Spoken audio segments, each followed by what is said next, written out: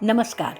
आपण ऐकतोय पुष्पाताई नाईक लिखित संत जनाबाईंचे सार्थ अभंग आणि अर्थ या पुस्तकाचं प्रकाशन केलेलं आहे आशिदा प्रकाशन. आजचा आपला भाग चाललाय 17वा आणि आज आपण घेणार आहोत अभंग 66 ते 70.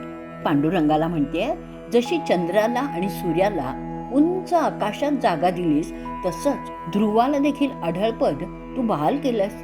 उपमन्यू बाळाला गरिबीमुळे त्याची माता त्याला पाण्यात पीठ कालवून तेच दूध म्हणून देत असे, पण जेव्हा त्याला खरं दूध कळलं तेव्हा देवाजवळ त्यांनी खूप हट्ट केला, खूप रडला. त्यावेळी देवाने त्याला दुधाचा सागरच देऊन टाकला. असा तू उदारदाता आहेस. मग मी तुझ्या दातृत्वाबद्दल काय आणि किती वर्णन करू. तुझ्या कीर्तनी मी आले आहे आणि मला इथून पिटाळून तू लावू नकोस रे, असं जनाबाई पांडुरंगाला म्हणतीये. आपण आता अभंग 66वा ऐकूयात. गजेंद्राची उद्धरिले आम्ही तुझे काय केले. गजेंद्राची उद्धरिले आम्ही तुझे काय केले. तारिली गणिका तीही लोकी तुझा शिक्का. वाला कोळी अजामेळ पापी केला पुण्यशीळ. गुण दोष मना नाणी म्हणे नाम याची जनी. गजेंद्रासी उद्धरिले आम्ही तुझे काय केले. गजेंद्रासी उद्धरिले आम्ही तुझे काय केले. गजेंद्र म्हणजे हत्ती. गजेंद्राचा पाय मगरीने धरला असताना त्यांनी तुझा धावा करता त्याला तू मोक्ष दिलास. मग आम्ही रे काय केलंय. त्याच्यासारखा तू आमचाही उद्धार कर. गणिकेने पोपटावर प्रेम करता करता देवा ती गणिका तुमच्यावरही प्रेम करायला लागली, तेव्हा तिलाही तुम्ही तारलायत, तिचा उद्धार केलायत. सर्वांचा तारणहार म्हणून तुझी ख्याती त्रिलोकी केलेली आहे. पापी वाल्या कोळी याला वाल्मिकी ऋषी केलं. अजामेळ याला तुझा नाम महिमा कळला, त्यांनी नामस्मरण केलं, त्याचाही तू उद्धार केलास.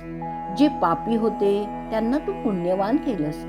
तुला विनवणी आहे की माझ्यातील गुणदोष मनात तू आणूच नकोस, असं नामायाची दासी जनाबाई म्हणते.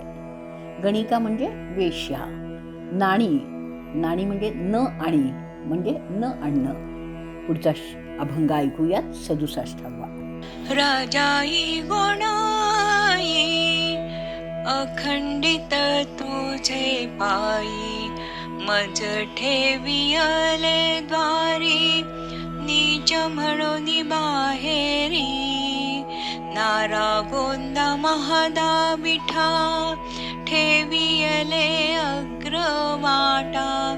देवा केव्हा क्षेम देसी आपुली म्हणोनी जनिदासी. देवा केव्हा क्षेम देसी आपुली म्हणोनी जनिदासी. देवा केव्हा क्षेम देसी आपुली म्हणोनी जनिदासी.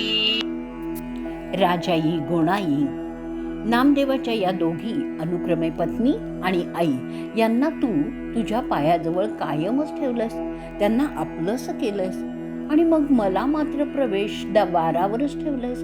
कारण एक तर मी दासी, दुसरं म्हणजे त्यातून एक स्त्री, शिवाय मी शूद्र ही आहे ना. नारा गोंदा महादा विठा या नामदेवांच्या चारही मुलांना सगळ्यात पुढे मोक्ष मार्गावर आणून ठेवलेलं आहेस, मग मला मात्र सगळ्यांच्या मागे ठेवलंयस.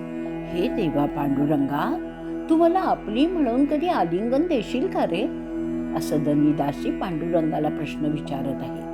क्षेम म्हणजे आलिंगन. पुढचा आपण अभंग ऐकूयाच 68वा. काय करू पंढरीनाथा काळ सहाय्य नाही आता. मज टाकिले परदेशी नारा विठा तुझ पाशी.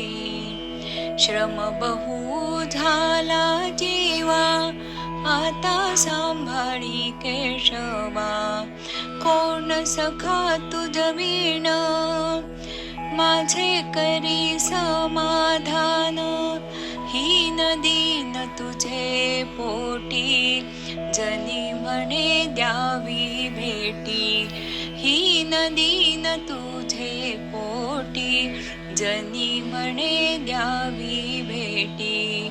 काय करू पंढरीनाथा, काळ साय नाही आता, काय करू पंढरीनाथा. हे पंढरीनाथा, मी तरी काय करायचं रे?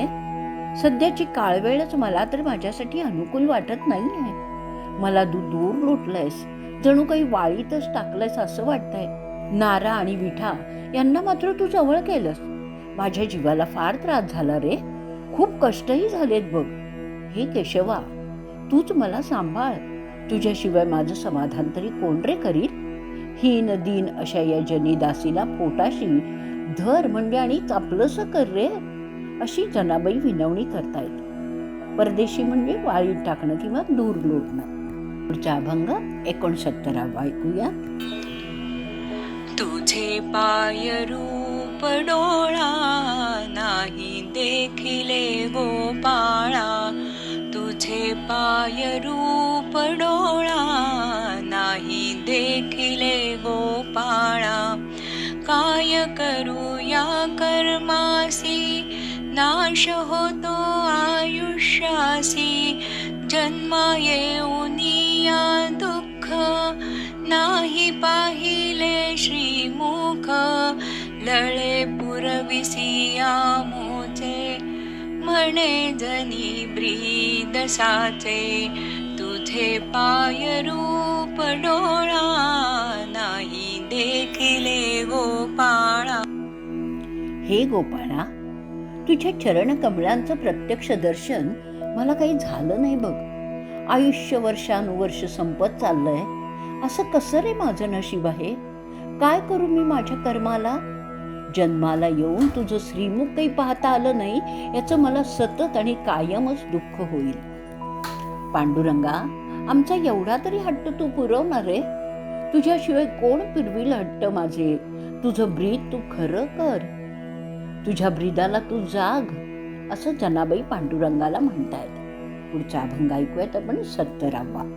वाट पाहते मी डोळा, कागान येसी विठ्ठला, वाट पाहते मी डोळा, कागान येसी विठ्ठला, तू तो माझी निज जननी, मज काटा कियले वनी, धीर किती धरू आता, कव घाली पंढरीनाथा, मला आवड भेटीची, धनी घेईन पायांची, सर्व जीवांचे स्वामिनी, म्हणे जनी माय बहिणी, वाट पाहते मी डोळा, कागान येसी विठ्ठला, कागान येसी विठ्ठला, कागान येसी विठ्ठला. अरे विठ्ठला, तुझ्या वाटेकडे नजर लावून मी एकटक तुझी वाट पाहत आहे, तर हे तू का बरं येत नाहीयेस? विठ्ठला, मी तुझी सारखी प्रतीक्षा करतेय. तूच तर माझी आई आहेस ना, मग मला असं दूर का ठेवलंयस रे? हे पंढरीनाथा, किती बरं मी धैर्य धरावा रे? तू पटकन ये आणि मला तुझ्या कवेत घे, मला तुझ्या बाहूत घे, मला जवळ कर. मला कसंही करून तुझी भेट घ्यायचीच आहे. मला तुझ्या भेटीची आवड आहे. आपली भेट होताच मी कायमची तुझीच चरणदासी होईन. हे विठू माऊली, तूच तर सर्व जीवांची स्वामिनी आहेस. तूच माझी माय, माझी बहीण, माझं सर्वस्व आहेस, असं जनाबाई पांडुरंगाला सांगतायत. आजचा भाग आपण इथे संपवणार आहोत. जय जय राम कृष्ण हरी, जय जय राम कृष्ण हरी.